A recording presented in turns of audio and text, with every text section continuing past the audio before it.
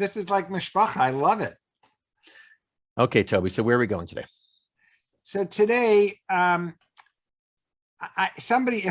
try and listen to whatever you guys tell me. So some people said to me, you wanted some museums, and some people said you want people that weren't born in America.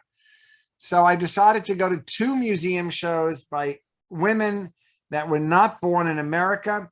One show is down and the other show is up right now. And she had a show on 21st Street also. So we're going to start the day with an artist who I love, whose name is Gillian Waring. She's one of my favorite living artists. And I can't wait for you to see the show. So you'll see the short video, and then you'll see her show at the Guggenheim. So let's look at that for a minute. Anyone, by the way, that I'd like to know, anyone know her name? Wow. Nobody. Wow. She is a genius. When you see what she does, you're going to go Meshuggah. And yes, does it make me think of Cindy Sherman? Yes. She makes me think of a few people, but there's no one like her. So let's start with her. Okay. Do you see the screen, Toby? Yes, I do. Hi, I'm Gillian Waring. I'm an artist. I do not like to be on this side of the camera. I'd much rather be the other side of the camera. Watching me being me alienates me from me. Masks are a central theme in Waring's work. They appear throughout her photographs, videos, and paintings and sculptures, both as literal props and as metaphors. For Waring, the mask is a way of talking about the little performances that each of us put on every day in our roles in society, in families, in all interpersonal relationships. Waring likes to say that we all wear masks and that we're all performing at any given moment.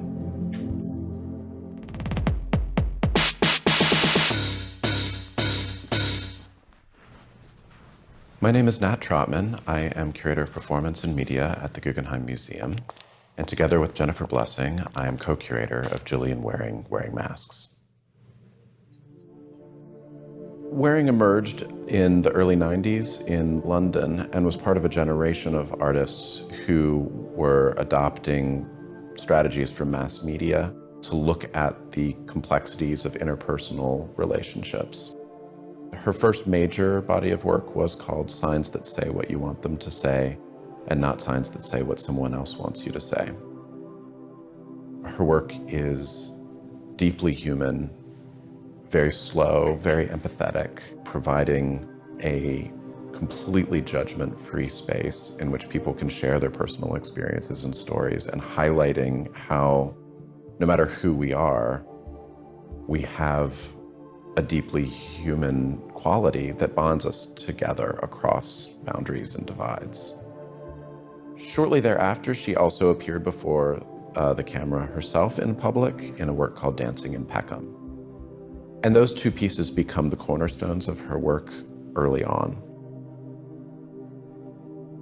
In the 2000s, she began appearing in the works herself more regularly. She takes pictures of herself wearing masks, first as herself, then as her family members, and then as members of her spiritual family. No matter who she's playing in a particular photograph, it is her eyes that peer through the mask. She is challenging her own power in the production of her works. She's always putting herself before the camera and showing that she is also implicated in the systems of performance that she's looking at and not hiding behind the camera. And that leads to a deeply uncanny experience for the viewer, because the masks look very lifelike, but not quite real. They look like a wax figure. And when you see her eyes peering through, it just goes straight into your psychology and really brings home the fact that each of these photographs is a masquerade. Sometimes the difference is who she chooses to masquerade as. Sometimes it's her at different ages, and sometimes it's her filtered through various digital interfaces. As I speak. One of my hopes is that the performers will be able to be a more convincing me than me. In 2015, Waring made Rock and Roll 70, which is a wallpaper artwork in which she worked with forensic specialists to imagine various versions of herself at age 70, which at the time was 20 years in the future.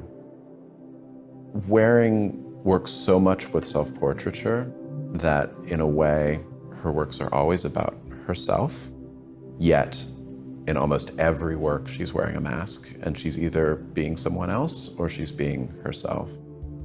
One of the reasons she does that is because it's not really about her. It's about her standing in for the way that any of us can imagine ourselves being someone else, or that we imagine ourselves being ourselves at another age, and about processes of memory and aspiration and identification. It opens up a lot of the more superficial aspects of how we relate to each other through media today. We're always performing some version of ourselves for the world around us. But underneath that, each of us has an inner self that remains private. And it's so important that we respect the fact that everybody has that, and that we can never truly know the inner depths of anyone, much less ourselves. And it's so important to preserve that and respect people's space.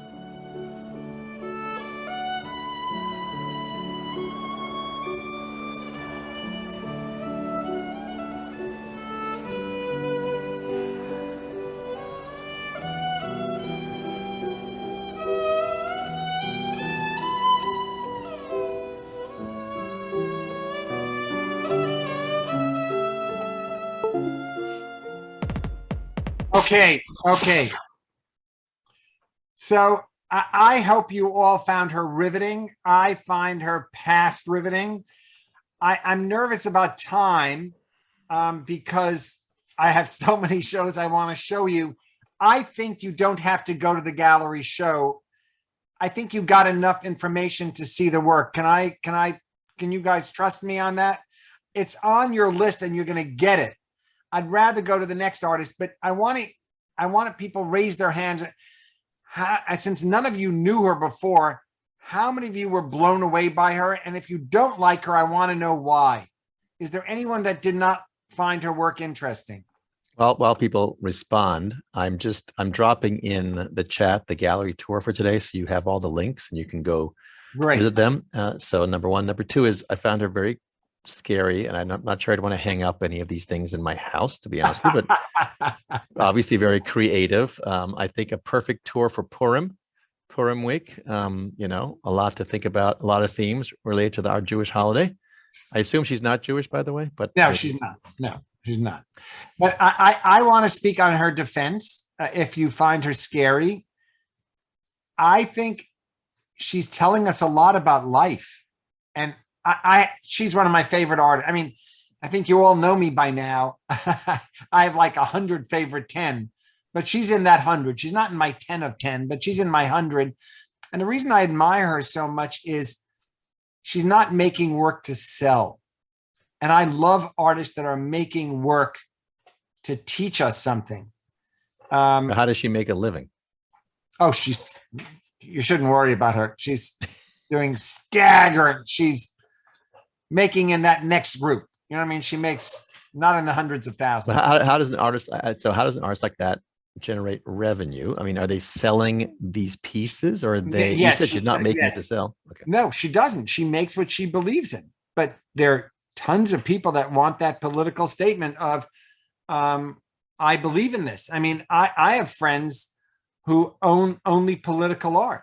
I mean, I have many friends like that. And they don't necessarily buy my work for that reason, but they want work that's going to challenge them.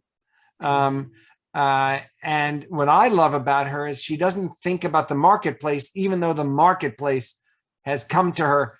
She had a major show at the Guggenheim Museum.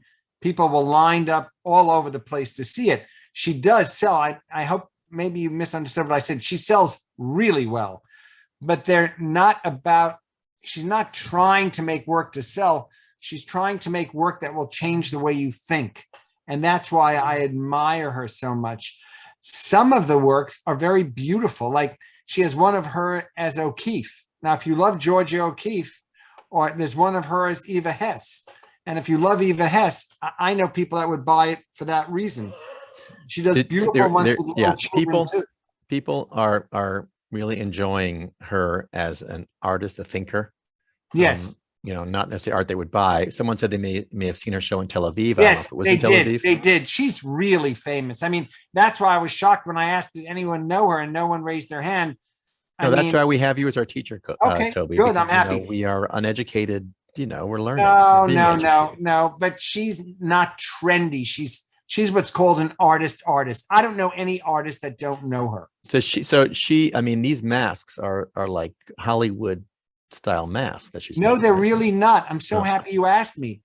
She has a photograph of somebody and then just cuts out the eyes. Did you maybe not understand that? We saw that, but we also saw masks. She does some of those. That's not the bulk of them. The bulk of them she did was have these famous images of famous people and her family, and then she cuts out just the eyes.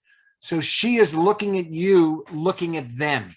I find that profound because you can never get into somebody else's head. And that's why my last of the 4 gallery tours, I wanted to start with her, because what she's saying conceptually is you don't know what the viewer is thinking when they're looking at your work, but I know what I think when I'm looking back out at you. And I think that's, as they say in French, godless. I mean, to me, that's like, whoa. So, and I like the early work she did, which tons of artists did. I love that famous piece she did dancing. People thought she was a total nutcase. Those are funny.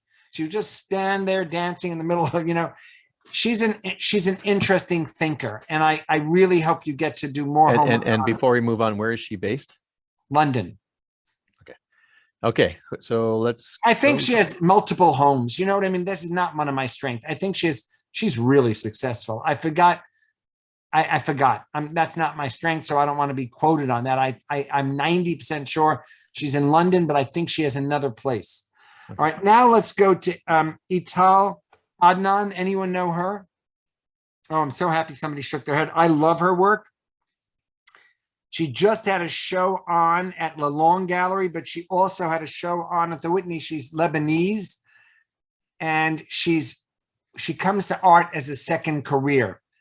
And I love the way she talks about art. So let's see that video, and then I'll quickly show you a small thing, and then we're going to go to galleries of just some of the best shows up right now. But people said they want to see more people that were not American born. So, by the way, the San Francisco Museum of Art is a great museum that shows people before they're so hot. They're already hot, but they're not like amazing. And they do these fantastic, if you ask me, where do I get some of my best videos? San Francisco Art Museum, Art 21, the Tate does amazing small videos. All right, let's see this one. I grew up in Lebanon and I have not seen painting. The houses didn't have, maybe few, very few. Even rich people didn't have painting. They had sometimes a family portrait, and they had rugs on the wall. The aesthetic sense of the Islamic world expressed itself either in architecture or in the rugs. My father and I, we used to go to the Souk Hamidiyeh, to the market, to look at rugs, sometimes to buy one. But we went like to go to the museum today. I saw painting when I was 20, and I found it very beautiful. So when I came to Paris, I studied philosophy of art. And then I went to the Louvre.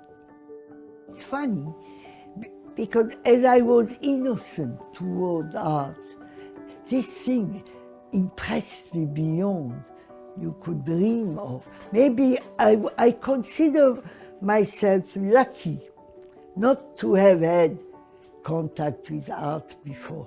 It hit me full strength. I went to California in January 1955. I went often to the San Francisco Museum. What's nice about big shows about art is that it has the power to create sudden ecstasy sometimes. You don't know why. And that place did provide that type of experience very often. In the 50s, 60s, art in America, for some circles, had a tremendous importance. Time magazine had every week a section, a color section for the art, which the magazine don't do anymore. And that was very important because it brought art to the average people. So even when you were at the dentist, you opened Time magazine or Newsweek and you had pages for wonderful reproduction. And this is when museums start attracting masses of people. To go to the museum was a big deal. It was fun. It was a very special moment. Every person is recognizable in everything they do if we are attentive. The way you walk, the way you eat, the way you write a letter, your handwriting, it's you. And somehow, I can't tell exactly why, I started drawing tapestries. It's not a small painting, you know, and it's wool. You don't, if it's messed up, you can't restore it. And if it's eaten up by moth, you know, it's not something you put in the house if you don't have a wall. But tapestries are coming back. In the 60s, people had that slogan that you have to live in the present.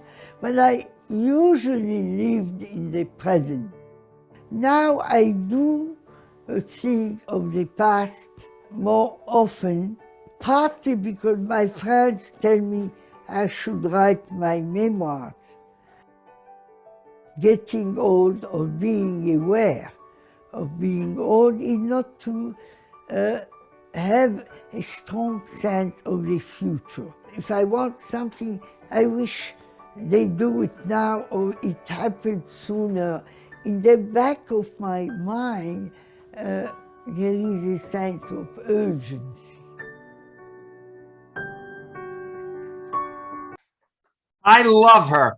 So unfortunately, she just passed away, but I'm letting you know her career exploded in the last few years of her life. And this is the show she had just now at Lelong Gallery. And she did these beautiful little drawings. They're all small and they have a great sense of humor. So we'll just look at them quickly. But this is not all her work. She's most famous for small color paintings, but this was right after the Guggenheim show. And she, as many people during COVID, I love that one. I just love that one. That looks like a still life based on a Cézanne. Keep going. So you see that, yes, they do remind you of Matisse, but she was not trained as an artist. She became an artist later. I love these books that she then did. This is just one show. There are many, many shows. She's now, unfortunately, not alive anymore, but in the last 10 years of her life, that's going back to there. I just wanted you to see these are different than the paintings that she had in the Guggenheim show, which were small color paintings. So the reason I wanted to start with them, they have the lecture today, is these are two staggeringly famous artists, and they're both coming to it from a very different vantage point, and these are very small. So the show was in January and February. Let's go to the next. You can look at this on your own later. I wanted you to know of her importance. So now we're going to A beautiful show. Let's see this right now. I love this show.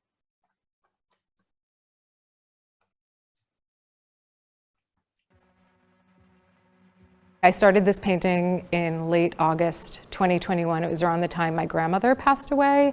Her and I were really close, and she was a 97-year-old badass who, you know, in her 70s painted her bedroom like neon rose pink.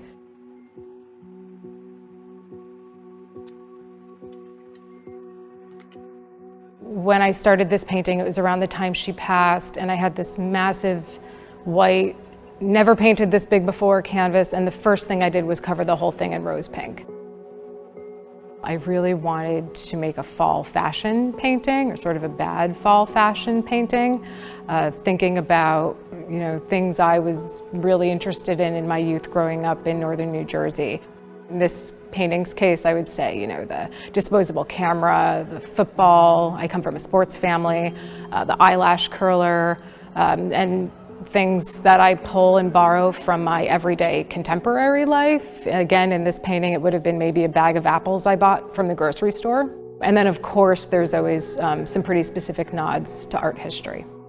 Always thinking about Matisse in terms of color and maybe the red, referencing the Red Studio. There's a pair of glasses at the bottom of the picture plane that are pulled from Augustine's still life. When I finish a painting, I think I tend to think about it less in terms of is it working, is it not working, but rather, is there anything else I could do to this painting? And if not, then it's done and it is what it is.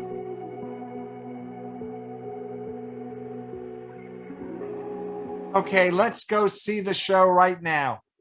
It's a beautiful show. It's at Boesky Gallery. And it's on 24th Street. And I love the show. I got this in the mail, the invitation for it, and I immediately knew I had to go there. And yes, she's very young. And I don't know if you can tell in the front one, it's somebody lighting a match from the top of a stove burner. So she plays with foreground, middle ground, background. I wanted you to see that different artists work different ways, and she works on different scales. So I wanted you to see the scales. I think that the scale is beautiful. And do I think she references other artists? She definitely does. But I love that she says it openly. So we're going to first see it in the gallery. So if I were walking with you in the gallery, this is what I do. I say, everyone stand here. Let's do a 360 turn, and then let's look up close at the paintings. Why do I do it that way? Because I want you to see the scale, and I want you to understand what she's doing for us as the viewer. Now, can you tell us a little bit about this particular gallery? Is there something we should know about? Well, Marianne Boesky is looking for younger artists who are not as well known, but she, it's uneven. I'll be honest with you. Not every show that I see there I love, but I do love that she's looking for the young and the new. She has 3 shows up right now, and this is the show that I like the most. I love this show. So now you can see the image, and I'll tell you something else I love about the gallery. You see what they do now? This only started during COVID. It says after 8, it says the size, it says the photo credit, and then further information. You'll see that pressed below there. You can get up closer. You see that? Go to that. So you'll see it on the wall and you see it up close. And that is something that is really a new phenomenon. That I love this painting too. And you see it has gesso. She plays with you. I love what she says. She puts in references of art history, and she's basically telling you a story, and her use of color is exquisite. You see that little Fuji thing, and you see that little doily. I admire her. I don't know if I would admire her in 10 years, but right now I look at her work and it makes me smile. That's another beautiful one. I think, now you say to me, Toby, who is she looking at? I think she's looking at Philip Augustine. I think she's looking at Matisse. She said it herself, and I love that. and she's combining. That's a beautiful one too. And you see the coat hanger. Do you see the coat hanger on the hanger? I just think it's funny. I mean, she's got a great sense of humor, and she can paint like a dream. Go back one. I want you to see that coat hanger. You know, on the top of the coat hanger is that foam. She paints that. So technically, she's a wonderful craftsperson, and I admire that. I love people that have chops, they're called. In other words, you can do what you want. I tell that to all my students, learn everything. I mean, I love this whole show. And you see that one of the figures looks like they come from the East. And you see the woman in the front, she looks like she's from the East. I like that she's playing with you, and she's not telling you what to see. She's showing you something and letting you see it on your own, which I think is fascinating, just fascinating. Do most galleries have multiple shows going on at any one time, or do they Very focus good on one? question. Very good question. So the mega galleries usually have like 6 or 7 locations. Boesky has 2 locations. You have to walk outside to get to the other gallery. So in one of the 2 galleries has 2 artists. I decided to only show you one of the 3 exhibitions. Pace Gallery has multiple floors, as does Hauser and Wirth, as does David Zwerner, as does Matthew Marks. So each gallery is another story. There are galleries that are called blue chip galleries. We're going to see a few of those. Marianne Boesky is not a blue chip gallery. She's a wonderful gallery, but you know, is this the Boesky family, by the way, or different? I didn't want to bring it up, but you are correct. This is the daughter. And then their question is, how many galleries do you, on a non-COVID year, were you average going to see? So you know that this is one of my jobs. I think you all know that by now. So what happened was I graduated graduate school in 1978, and a collector called me after my show and said to me, you know so much about art, would you give a lecture on it? And I said, sure, I love it. So in 1980, I started, and then it was a big part of my income. And I went, I did it like a semester in school. I went 15 times in the spring and 15 times in the fall. And then there was such a huge waiting list to get in that I had to do it twice a week. And I let up to 20 people. And New York Magazine picked me as the best at it 20 years later in 2000 and something. And then I pared back as my career continued to grow. And now I only do it during auction. I do it in the spring for 8 weeks and in the fall for 8 weeks. So, but I now teach a class at SVA on connoisseurship, on how to learn to look at art.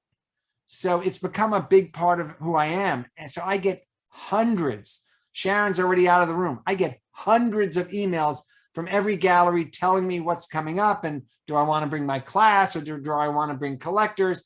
So I don't go to most galleries. I can tell after 1 or 2 images if I like the work or not. But I walk into galleries, I'm not exaggerating, I can tell within 1 minute. I walk in, I see what I like. If I don't like it, I'm out of there. So in a week, I prepare usually on Fridays. I spend 3 hours in a neighborhood and I go to dozens of exhibitions. And because of COVID, it's much easier now because everything is online. It used to be very little was online. So I'd have to take copious notes and remembering what I liked. This is the only good thing that happened out of COVID is, to me, is this, because now you can look at it up close, you can look at it far. So I look at, so starting in July and August, I don't go to any galleries.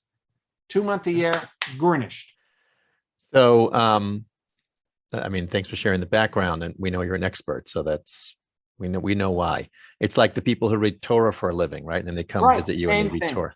So can you, there's a request, and just going a little slower on this piece, for example. You can choose the piece, and can you take it apart and tell us what you think is going on in the piece? Yeah, go back. It's not my favorite, this one. Okay. So which one do you want to go to? Go through them all, and I'll tell you which one I love. Love this one. So tell us what you think's going on here, because All there's a right. lot. So we want Right. your thoughts. Okay. Right. So what I like is an artist composes. Do you understand what I mean? So look at somebody like Degas. I have to say he was an anti-Semite because I won't talk. I love Degas, but he wouldn't let his Jewish art dealer, or he wouldn't let Pizarro in his house after the Dreyfus affair. But I think he was a genius. So do you remember in Degas, there's very often a little bucket in the front, or there's a little thing to let you into the painting. I think he's the perfect example of it. So do you see that little on the right? Look at that little thing on the right. Can we blow that up? Can you get to one right there? This See thing? if that, I love that. I don't know if there's a blow up of it. They only give you like. I know. Well, they give you more than usually most people, but you can even see it here. So I like that the framework of the image is being set up for you, so you understand what she's trying to do. Look on the left side. You see that beautiful blue all the way on the left? So you now have foreground, middle ground, background, and she flattens the middle space. I find that conceptually fascinating. I like on the back of the woman in the front's shoulder, you see this transparent piece of material. So what I'm looking for in an artist, any artist, figurative or abstract, I want to know that they are working as hard as I am looking at their work, trying to tell me something. And I think she hits a home run with that. So it's about an experience of looking, that if you give her 10 minutes, you're going to get more and more information. I always tell people, my students especially, don't freak out so much. Most people look at a piece of art for 30 to 45 seconds. I think it's great if you look at something that you get more from it. So the challenge of this artist, though, is that there is so much going on and so much hinted at that, and she doesn't tell you, I assume, Well, by the why way, she put the buckets here, why there's a shoe right here, yeah, but for the hands. Yeah, but let me ask you a question, Ari. I love that you're asking me this question. When anyone dresses a certain way or does a certain way, we do not know everything that's in their mind. They want you to be the equal participant, and they want you to look at them. And in her press release, it says a little of that information. And if you want to know more, you could read that, but I would advise you not to. I would advise you to try and figure out what you feel, because I believe you are your best self. And you will know if you find the work interesting, and then you'll do more and more homework. You see a glove there. You see all the weights there. But go back to the one with the hanger. That one I just love. And look at go back, this one with a hanger. That was really, I love that. So that's the one. That's the one. Go back. I find this so funny because you look at it and what the hell is that hanger doing? And what is doing it with that piece of somebody getting undressed and seeing that big, beautiful piece of, it's a vase or forgot what that's, an urn. I like that whole thing. Again, the space is bizarre. And I think that's what she's doing for you. She's making you see condensed space and playing with art history. What does it mean to be a model? What does it mean to be getting dressed in public or being, what is that about? And I think that's fascinating to me. All right, let's go to another, because I would spend the whole day on this, but I really want you to see other exhibitions. Okay, we're going to the next one. We're going to Bernard Piffaretti. Yes, an amazing artist. And you're going to I find this fascinating because this is a totally different way of looking. Well, let's look at it. Let's look at the video.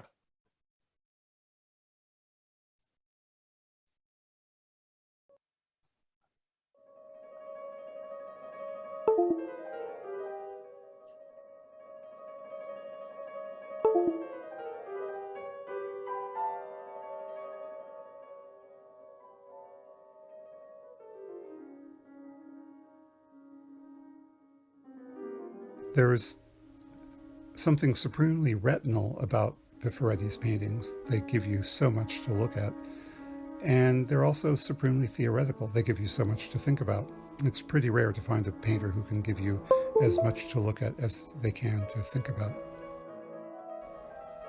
So one of the things that Piffaretti is asking us to think about is how we look at a painting.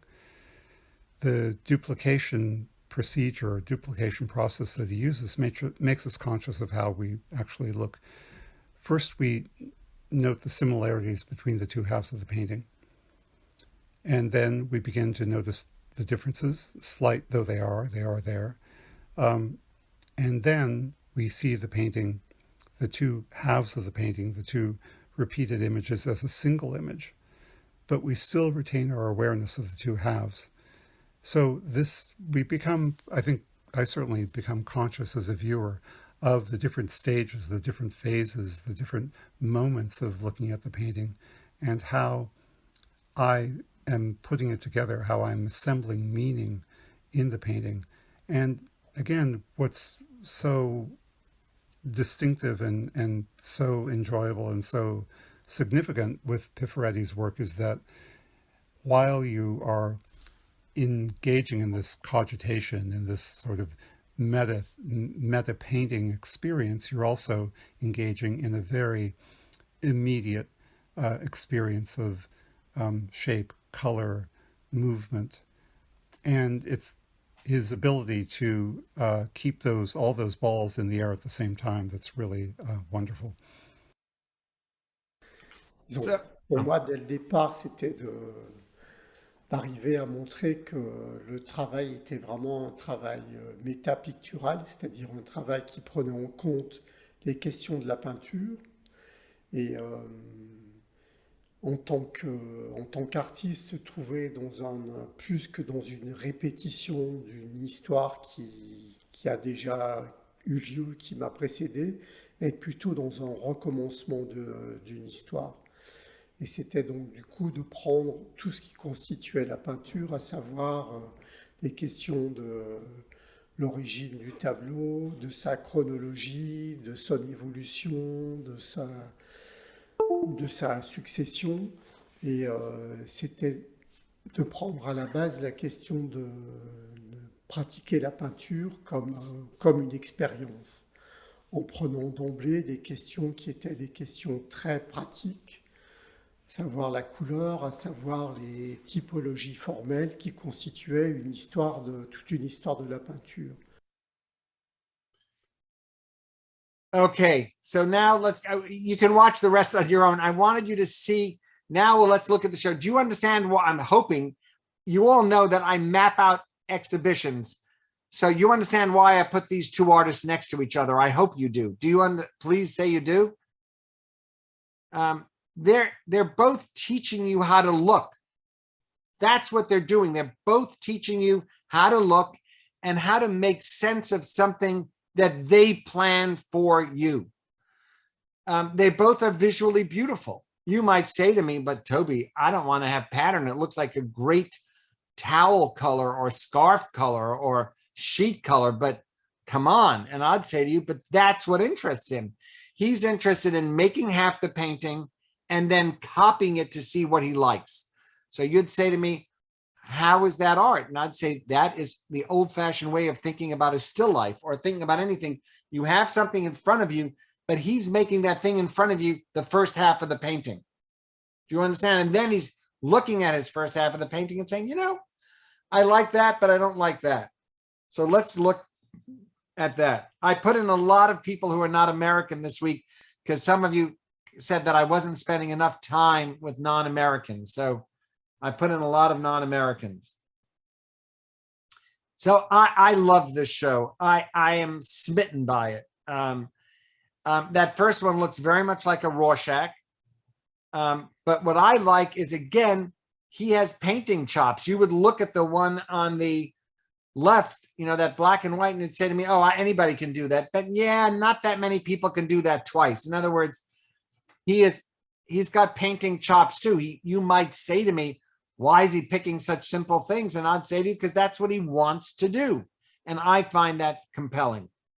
And yes, does he sell well?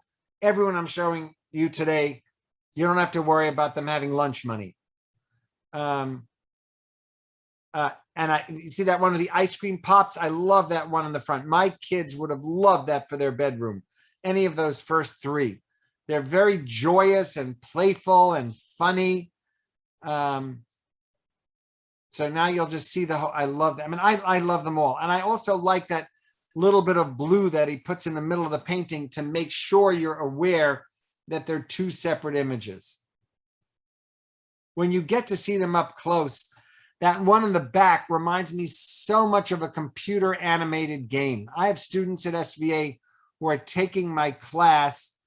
Yes, thank you, Deb. They remind me a lot of 80s graphics, and we're going to see the next show is Jeremy Moon, who died tragically young in a motorcycle accident, did work like that too. But I want to go to some of them close up. So let's just get to a few that we can see them individually. Can we see them close up? Yes, you can. I forgot how. Go back. Sharon did this for me. No, our exhibitions. There is somewhere. I don't remember where. Go to. Let me think of how to do it. Not read more. It's somewhere here, but I don't remember where. It's not giving me the choice. No. All right. It is somewhere. Oh, there it is. Oh, thank God. I knew it was there. So now I love this painting. And yes, does it remind me of Paul Klee? And yes, Rosa, go back. Rosa, this is something I would bet you love. Rosa, am I right? Shake your head, yes or no. Because it reminds me of what you did for the artist Beit HaMidrash with that head. But the colors are just exquisite. They're so joyful. Are all of his paintings these dual paintings, or is this just a No, it's been quite a while. I don't know any of his work before this. So at least for the last 10 years, yes. Let's go to the next. I'll show you some that sometimes he paints only one side. See, and then this is, I get a kick out of this because sometimes he copies it exactly the same. And then sometimes he makes it very different. Go to the next. See, I love that again. It's very 80s. I love that Deb said that. They are. But you can see that now. You can see the differences between each of them. They would make very nice beach towels. I remember I said to you at the beginning, I know some of you would say beach towels, scarves, dresses. I think that make a gorgeous dress clothing. They're beautiful. Listen, he has a great sense of style. And these would look like great for tiles, wall tiles. And that's, again, very Matisse-like. So I want you to see this. We'll go through the rest quickly because I'm watching my time.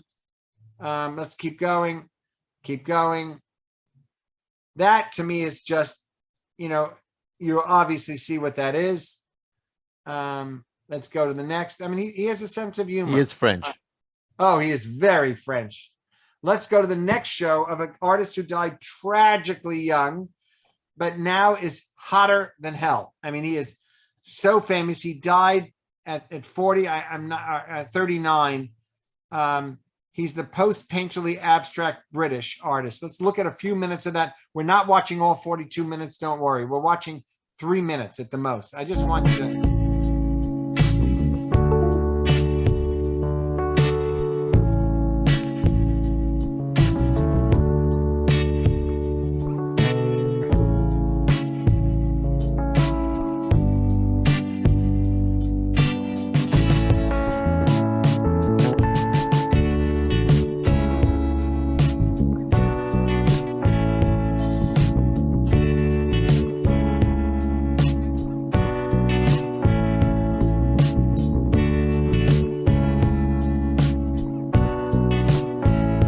Nobody would be dressed like that as an artist. I think that here it comes right here.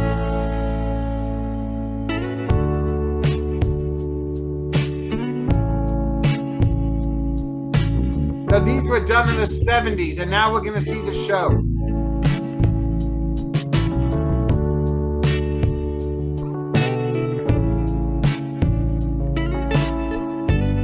Okay, you can stop. You can watch it later, but that's what the work looked like early on.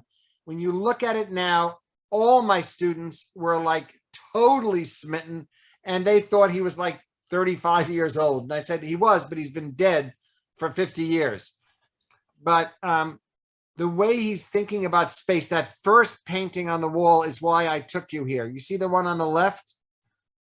That is a brilliant conceptual painting. And he did this earlier than people like Sol LeWitt were doing it. We'll look at it and we're going to see, I hope we're seeing, are we seeing? Yeah, we are seeing Mangold. You're going to see what Mangold did. Now look at these. These are the artworks. I want to pick about, I love that first one, but look at the next one. The next one I want to talk about. Now, in the beginning, your eyes get a little dizzy. Do you notice? Look at it. This is complementary colors. Orange and blue are complements. And I don't know about you, but I'm watching it from my studio, and this is the 5th time I'm seeing this show.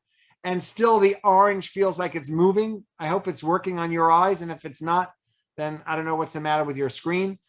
But it feels very disturbing. And you know it's a rectangle, but it feels like it's moving.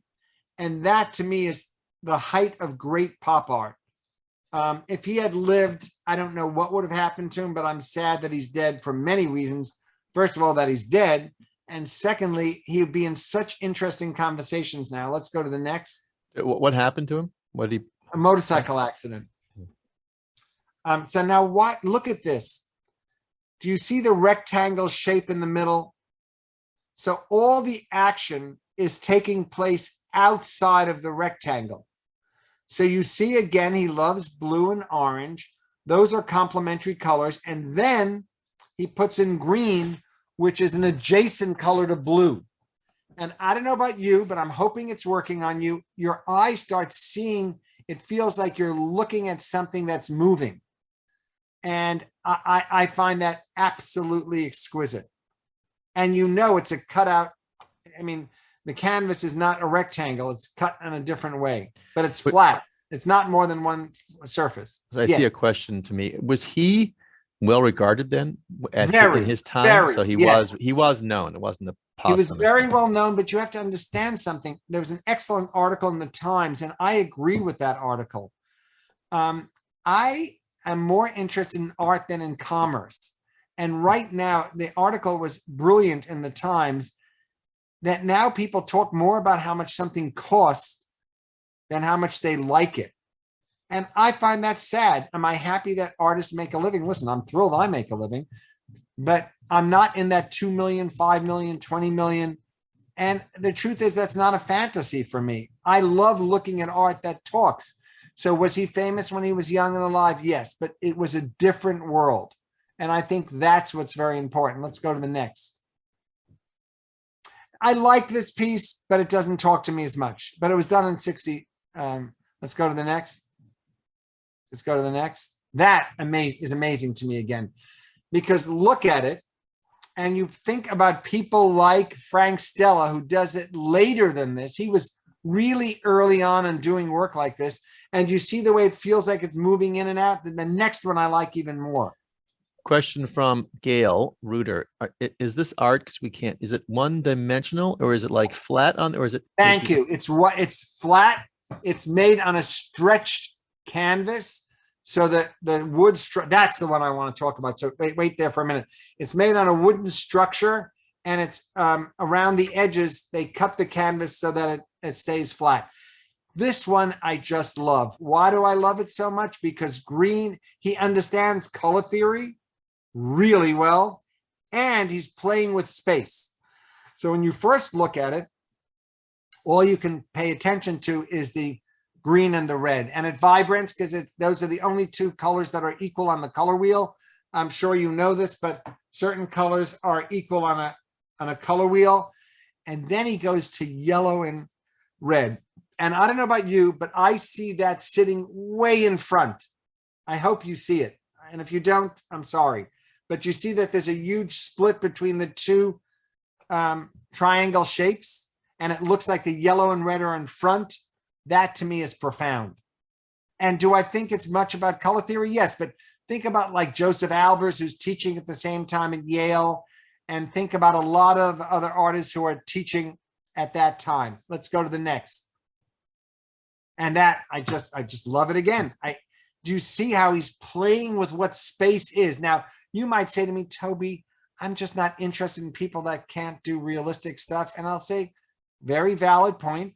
Some artists do that, some do others. But I wanted to show you, we're going to end the day with James Rosenquist, who is the most amazing drafts person, because I want you to understand, I love that too, but it's just apples and oranges. Let's keep going. I'm so scared about time. Look at that again. It looks like it's folded over. Let's keep going. I just want you to see a lot of stuff today. And that again is so whimsical. Remember, this is way, oh, I'm so excited. That's fantastic. I love it. This is way ahead of computers. Now you can play this game on computers and it's so easy. But So, look at the way he puts the color one on top of another. Yes. I see some questions here. So we talked a little bit about in the last session, but this is like an estate that's sharing art. Why suddenly is this art show popping up in the gallery right now? I mean, someone just said, okay, we're going to do this right now? No. So right now, the thing, I'm sure if you read it in the Times, oh my God, I love that one too. But stop here for a minute, but I'll answer that question. It's all about supply and demand. Right now at the auctions, the thing that's doing best are women. If you read the article last week, especially young people. What article was that? Sorry. It was in the Times. It was not a complimentary thing to the art world, but I believe in reading everything. But it basically said about how 20 and 30-year-olds are selling for more than modern masters because it's about speculation. And they're looking for the next hot, important artist. And people that were selling for 200,000 at auction sold for 2 million. I'm against that. So I don't mind if you put in the article, but that's not what interests me. What interests me is that right now there are a lot of abstract artists that are looking at this and saying, wow, this is beautifully done. And for instance, think about another famous English artist who has a solo show now at Yale, Bridget Riley, great review. And she has a show now, as I do, at the Phillips. By the way, Ari, go look at it. It's a beautiful piece. And they show that Bridget Riley next to a Renoir. And I think there's something interesting about it. And so what happens is people start talking about a certain type of art and they go, what about so-and-so? He was great. He died in the 70s, but he's great. And that's what happens. And then a gallery calls up the estate and says, you know, I think I can find good museums and good homes for this work. And they work out a deal. Look at that. Look at what happens now. What's so interesting to me is this is before computers. Now I'm going to show you Robert Mangold. I'm showing you Robert Mangold after this. And his early work is like this, but now he's very subtle. So I just want you to think about that. Let's go on to the next. Let's just do the rest quickly because I don't want to lose time. Yeah, that's a beautiful too. That's a small painting. All right, now we're back at the front. So now let's go to the next show of Robert Mangold. This is fascinating. Robert Mangold is now much older, and he talks about living in the city and living in the country. His wife is also an excellent artist named Sylvia Platek Mangold. But let's look at him. It's a very short one.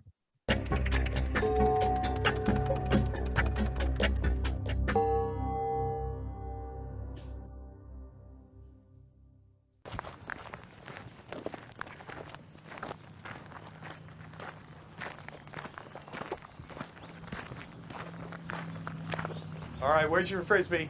Where's your Frisbee? Okay. Okay, you ready?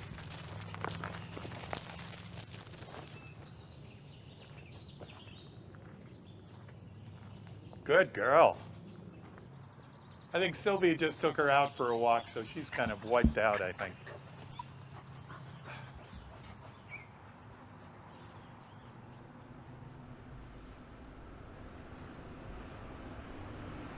So you see, he has a full life.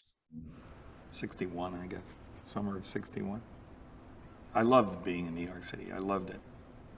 We used to go to the Judson Church and see performances there. There were parties all the time. You know, it was a relatively small art world. If you had a big enough loft and threw a party, you could get the whole art world in it. In 63, Sylvia and I had our first child, so that tended to curb some things a little bit. But we did see things. We did go to a lot. We were in the city, and it wasn't, it wasn't not impossible. And people took kids everywhere. We used to get Jim a new pop-up book, and we'd take him and plop him down in the corner, and he'd go through the pop-up book, and then you'd have that much time.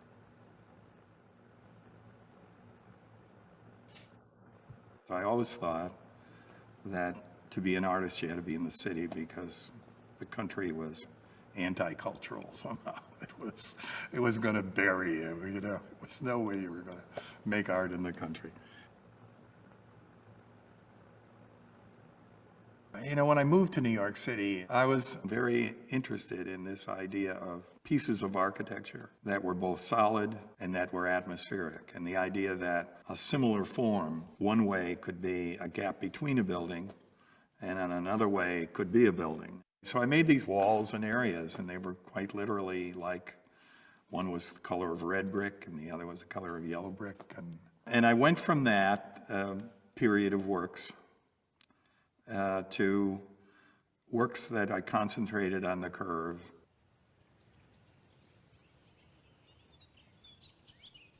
Al Held had bought a farm in Boyceville, New York, and he was going to Europe for the summer.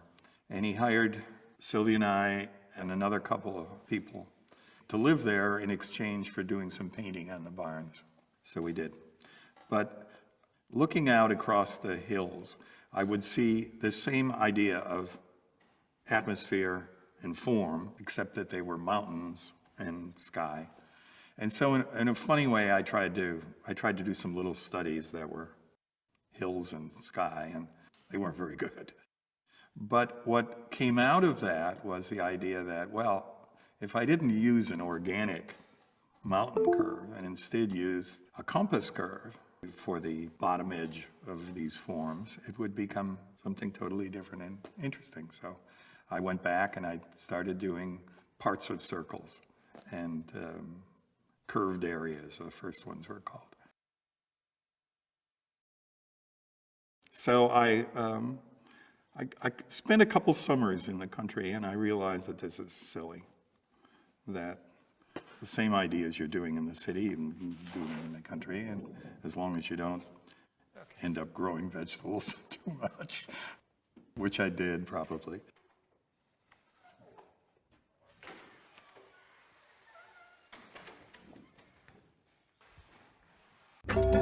Okay, now we're going to see his show, and I hope you understood why I put them together. He's showing you work from the exact same period as Jeremy Moon, except he lived, had a family, became very successful as a place in New York and in the country. Both he and his wife worked full time. And this is the show that's up right now that's getting raves. And you'll see he works very subtly with color. And he still works with shaped canvas, but they're very, very subtle. And yes, do they remind me of people like Ellsworth Kelly? Yes and no. And Carmen Herrera? Yes and no. But when I show you one of the pieces that I love in this show, you're going to be that I want to stop at these two. Now let's look at that first one. Do you understand what this is? Look, what do you notice right away? Somebody tell me, because I don't want to say it.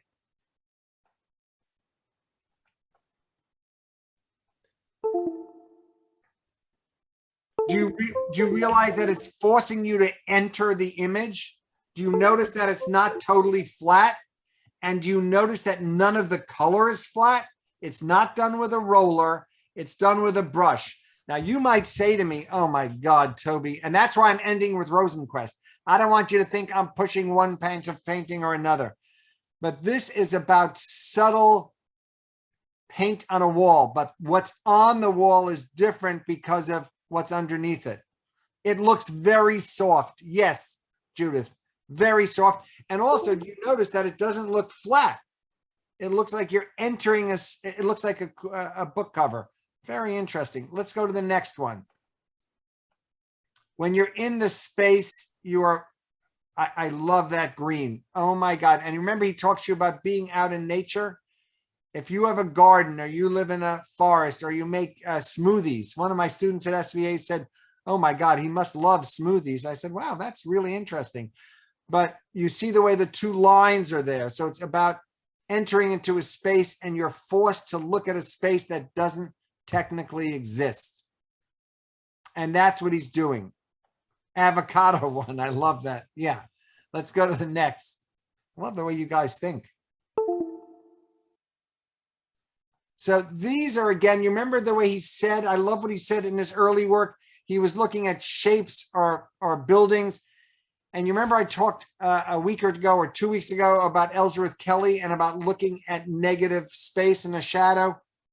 This is not that. This is actually part of a building. And he's painting just the essence of the space. And they're quite large on the wall. They're bigger than you and me. And I love that one on the I want to talk about the one on the right, because it makes me think of kimonos, Japanese kimonos. And if you look at them first, you first think it's the same thing. And then you begin to realize it's very different on each side. And then I wanted to go back to looking at that Bernard's work, where one side was different than the other, but similar. This is more different. I'm just trying to train your eye to see how unbelievably different the same type of artist can be. I want to end here because I want to give due to Rosenquist, who I think is, first of all, was so good to me as a young artist.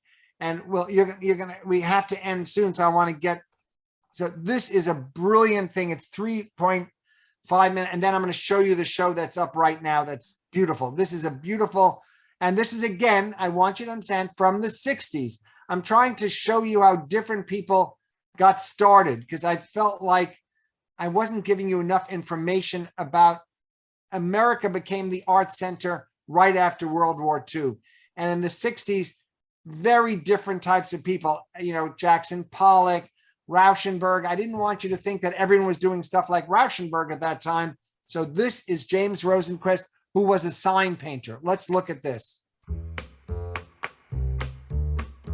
The 1960s were pivotal not only for Jim Rosenquist, but also for all of the pop artists. It was a nascent movement, hadn't yet been named, but you had these upstart artists, Rosenquist, Warhol, Lichtenstein. They all were pretty inspired, authentic thinkers, and although they were all grouped together as pop artists, it was a label that none of them liked because they all handled pop imagery so differently. Among the pop artists, Jim's work was more subtle, more challenging, a little more esoteric. And for this reason, it continues to be fresh and surprising, and new generations are looking to it in new ways. The 60s are what set him apart and put him on the scene. His idea really was always to surprise himself and the viewer. He started out with a lot of questions, and it was a big mystery to him what he was doing. He just wanted to explore rather than come to some finite point. So kind of the mystery was the goal. He's constantly using what's going on around him as comestibles, as topics in his work. It was as easy for him to pull from his personal experience as it was to pull from what was in the headlines, or what he thought should be in the headlines. I think modern life was kind of a mystery, and we were kind of assaulted, when we are still assaulted with images, and so we only see little snippets of what really is happening. And I think that was the reason he used the collage form, because it was a way to translate the dislocated atmosphere of the time. And they're really very personal moments when he's trying to figure out what he wants to do as a painting, as an image. So it's almost like looking at the inside of his head. Jim's works were not only speaking about what it means to be an artist, but they were also very much responding to the times in the 60s, the politics of the 60s, what he saw happening. And as he worked through the 60s, his work became more political and also more complex. So every painting is really containing so many layers of meaning. He's really loved doing the room paintings that the viewer could walk into. And Jim's were actual artworks that he wanted the viewer to be the performer, which was kind of a new thing at the time. This incredible work, Forest Ranger from 1967, is just a superb example of his painting on mylar strips. It really is a walk-through painting. It is immersive, not only conceptually, but physically. People always want to jump into the meaning of a painting or jump into a painting, and so he's like, here you go. I love this work because it's so similar to the way many artists are working today. It's very experiential. The meaning is fairly clear in this one, and the politics are very available. Jim's work still speaks about politics to people today. It's very interesting to see how the political situation today is similar in some ways as it was in the 60s, because we're struggling with some of the same problems. Okay. So I hope you realize what I did for you today. We started off with an artist. I mean, the two first artists were very different, but I wanted to start with Celeste, who, you remember, she was showing you in different ways of seeing space. And I wanted you to understand she's not the first to do that. Rauschenberg did that early on. And I love being able to show you all these different things. And I want to end with these five gorgeous paintings that's up right now. He just switched galleries.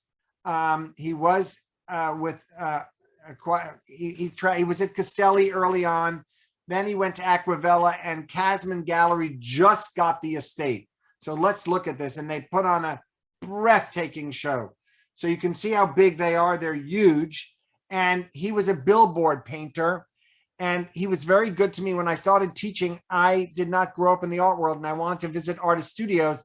So I worked for an organization not that different than this. It was called the Hebrew Art School. And I made a deal that I would go to visit artists and I would get 10 people to come with me. So let's get to see these up close. They're beautiful paintings. And he let me come to his studio and look at this. Oh my God.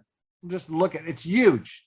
It's a huge wall, and he had a very thin studio, and he came on top of stairs, and one of the people in the group said to him, how do you paint such a big thing when your studio is not that wide? And he said, do you have a compact? And she said, every woman at my age has a compact. And she goes, come upstairs. And we all walked up the scaffolding, and he said, take out your compact. And she took it out, and she goes, look backwards. And she said, oh my God, now I can see it all. And that's how he painted. He was used to painting on billboards, and that's why he was not nervous about being so close to the painting. These are based on collages, very different than the first artist. Remember I told you she was mixing things together? I didn't want to give away the secret. He does it by collage. Let's go. Look at that. Oh my God. Do you realize he has great chops? He can paint anything he wanted. And he was also one of the nicest people. I was in my 20s. I went to he was so nice. Let's go to the next. I'll show you. How did you meet him? I met him because I used to call people. I had this teacher named George McNeil, and George said to me, just call him and say that you just graduated Pratt and you love his work and you want to take some other people to see his work. And I was getting at the time $300 to do these lectures. And I called up all the artists and said, listen, I'll split it with you. I'll take 150. You can take 150. Would you let me have these 10 people come? And that was a lot of money at the time. I went to Alice Neal that way. I picked just my favorite artists in the world to meet. I met Christo that way. Most of them said to me, keep the money. We don't need the money. I don't want to say which one said, I'll take all the money. You're lucky to be in my studio, but I'm not going to say who said what. But look at the next. These are beautiful. So I met all these artists when I was young. I don't want to do that one. I want to do, because I only have a minute or so. I'll show you which one I want to talk about. That. Look at that surface. Get close in there, Ari. Look at that red, and it looks like it's spray paint, but it's not. It's regular. Oh my God, I love this. Let's keep going. There's one other one that I just look at that. I mean, look at that painting. That's done by hand. He's got such a beautiful hand. I want to go to That's the one I want to talk about. So I want to end my day with pure visual beauty. And if you look at those flower petals and you look at the background color, they're exquisite. And I'm telling you, as a serious painter, I love that he understands color theory. He understands transparency. He understands how white can be used as a color. It's just, I feel honored to end my day showing you work that is so talented. And look at that eye. You see that eye in the bottom? I just like that the more you look, the more you get from his images. And we'll go through the rest. I know I'm late and I'm sorry. You know what? Let's just go through. You're going to see this on your own. They're just beautiful paintings. So I want to say goodbye to all of you because I don't want people to all start leaving because I'm late. So I just want to say it's an honor for me to do this. I'm an artist who loves other artists. I don't think it's bad to know that you're not the only great artist alive. Do I think I have talent? I do, but I think there are tons of people that have talent, and I want more people to understand that you don't have to love everything. I wanted to show you really diverse, gifted artists. I have never, ever met an artist who's trying to pull the wool over anyone's eye. You might say to me, I just don't like it, and you're allowed not to like it. But just like if you cook, I'm a serious cook. There are great chefs, there are great restaurants to go to. You like certain ones, other people like other ones. I want you to understand most of the art world are very serious about making art. They are. They might not have your opinions. They might not have your aesthetics. They might not have your values, but I'm telling you, I will never show you an artwork that doesn't have validity. It might not be valid to you. Anyway, any questions? I'm sorry I'm late. Yeah, we have a minute or two for final questions. One question was, you talked about young artists doing very well now. Are young people going to see art now? Because, you know, young people, I don't know what they do. I don't know if I can see myself young anymore, but certainly, like, are young, when you go to galleries, do you see young people there, or are you seeing middle-aged older people there? Tons. Young people are always the bulk of people going to artists. When I say young, between 20 and 30, the bulk of people you see in galleries are, the collectors are not the biggest group of people. The biggest group of people are people in their, I'd say 20 to 40 or 20 to 35 or 40. But unfortunately, I did not, when I graduated graduate school, I did not think I'd make a living as an artist for at least 20 years. I lucked out. It happened after 10 years. Now young artists think they're going to make a fortune next week. And you look at prices of younger artists. You know, Ari, I love when you said to me once, and I hope you don't mind that I'm going to be, Ari said, tell the people about some younger artists who they can get at a great deal. It doesn't happen. Younger artists are selling for more money than older artists. They just are right now. That doesn't mean it will not flip back. But right now, many collectors think they want to get the next Jean-Michel Basquiat. But most people are not him. He's already dead. So some people make it later. And I want to throw out an artist who you know I adore, whose name is Carmen Herrera. She started selling at 90. Louise Nevelson started selling at 60. What's her name? Who I loved also. There's so many artists who are started their careers in their, they've made work for, Alice Neal. You couldn't give away her work for many years. There's so many great artists that just, already, are you gonna, who cut off his ear? Vincent van Gogh.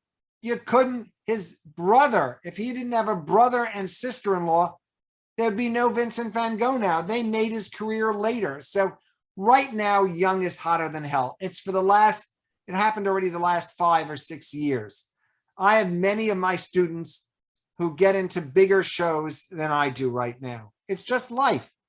Am I upset about it? No, I think everything is cyclical. You gotta make art for the long term. You should never make art for the short term. So what you're saying is go out and buy a Picasso today, because you guys are going to get a much better deal. Okay. Okay, no, everybody. No, But there are, like, I'll tell you, if you like Bouguereau, there are great artists historically. People always say to me, you know, the old masters are so expensive. And I go, yeah, they're really much cheaper than a lot of contemporary artists. You don't see earlier works selling for what Monet used to be the most expensive. Now the most expensive is not Monet. You have people like, what's his name, just sold for, you know, there are many artists who are selling for 175 million. Francis Bacon, that's who I was thinking of. So, you know, don't look at prices of art. If you learn one thing from me, look at what you love. Don't look at the price tag. Look at what really touches you as a person. There is no right thing for right now. Follow your heart. And what I tell people who I advise who collect, make a budget for yourself. Don't go above that budget. You can find, if you want a great print or a great etching or a great multiple of an artist, don't go crazy. Look at art because you love it. And then if you have room in your home to buy things, that's great too. But don't mix the two things up. Okay, thank you. Well, I think we're going to end on that note and that warning and that suggestion. You are all, you know, if there was one more class, we'd make everybody go out and buy art, and then they'd show it and you'd say, wow, look what you bought. Okay, everybody. Well, it's been a hard week. A good week for us learning, a hard week for us in America. Thank you, Tobi, for taking our mind off tragedy here in this country and the world. We'll see you tomorrow for your chat session about sacred objects. Then on Sunday, word is image. And then we wrap up Tuesday, May 31st, 12:30 p.m. I just want to say one thing. And I thought about that today with Jeremy Moon, who died so tragically of a motorcycle accident. And I'm sure you all know that I'm named for my uncle who was killed by Hitler in 1933 when he was 21 years old. When I hear about the tragedy of all these poor children that just went to school and nothing was supposed to happen, my daughter just wrote a very powerful piece. That's not what's supposed to happen. And when somebody dies, it affects not only that person, but the whole family. What I think we all should do as good human beings is try and do things that are positive light in the world, not forgetting that a tragedy happened, but see how we can make the world a better place, because that's all we can do. If you become deafened to tragedies in the world, it makes us a less good human kind. So I think it's important to continue your life, but try and think about what you can do to help make the world a better place. Anyway, with that. Well, as I mentioned at the beginning, our hope is we're commissioning Tobi to make a special memorial candle for children. Our goal is for you to light it. We'll figure out a day and you'll light it. And it's not just to see the candle, but think about on that day what you can do. If not every day, at least that day, but do something. So on that note, I have to go back to work. Thank you for spending time with us. Thank you, Tobi, for giving your time today. We'll see you tomorrow, and take care, everybody. Be safe out there.